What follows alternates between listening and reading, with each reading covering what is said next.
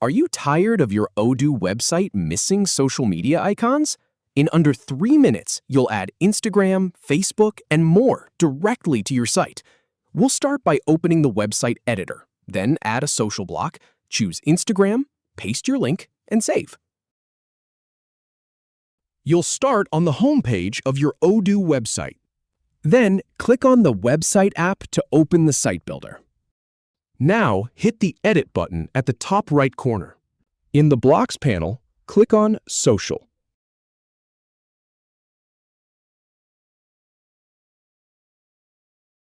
Then, pick the social media platform you want, like Instagram. And on the right side panel, paste your Instagram page link. Finally, click Save at the top right corner, and that's it. You're all set.